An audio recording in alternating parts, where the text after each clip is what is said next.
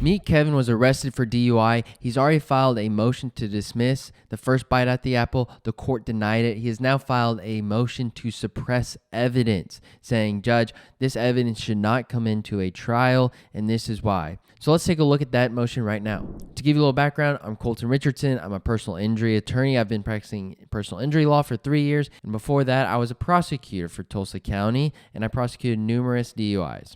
So let's take a look at that motion to suppress right now. Again, Kevin has hired an attorney. This is a motion to suppress evidence based on illegal arrest for lack of probable cause. So what they're saying in that is there's no probable cause to even make the stop, is what I believe they are going to argue. This is not a very long argument. Doesn't look like there's any case law in it. So let's see what they argue. They're actually requesting that this court suppress all evidence. So the body cam, any statements, everything, as a result of an illegal stop.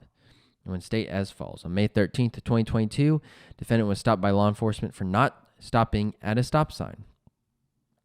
Okay. That's probable cause to pull someone over. Defendant used his signal to change lanes and immediately pulled over for the stop. Okay. Defendant was driving a convertible vehicle with the top down and 3 passengers in his car. This is rough language. And there was even language in the last motion that did not make sense. And I am not the best at grammar, and I will admit that, but this is not even a long motion. The officers asks, gosh, I hope I'm not this bad. The officers ask defendant if he had anything to drink tonight, and the defendant indicates he did not. That is true. We watched the body cam. According to the video, the officer says he smells alcohol coming from the car and asks defendant to exit the vehicle. Part of the purpose for this is to see if it's coming from Kevin or coming from the passengers, because if it's coming from the passengers and Kevin is just a DD, there's nothing wrong with that, and that's actually a good thing. Defendant did not have any issues exiting his vehicle and followed the command of the officer to come to the front of his patrol vehicle. I don't know what they mean by did not have any issues. Did he not have any issues as in he didn't stumble around, or he didn't have any issues with getting out as in he abided by the officer's commands? The officer then indicates that he can smell alcohol coming from the defendant when he is 3 feet away.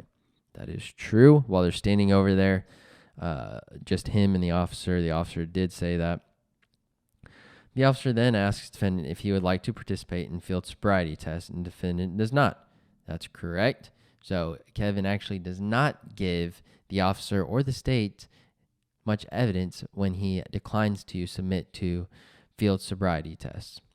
The officer explains to defendant that based on what he has seen to include slurred speech, which watching the video, watching the body cam, it did seem like Kevin did have slurred speech, and the fact that he said he didn't know what he did wrong. The officer told him that he ran a stop sign. Kevin's reaction looked like he didn't know that, and then later he does admit to it. Eyes watery and bloodshot. That it's leading me to believe you have been consuming alcohol tonight. Those are all signs that someone is under the influence of alcohol.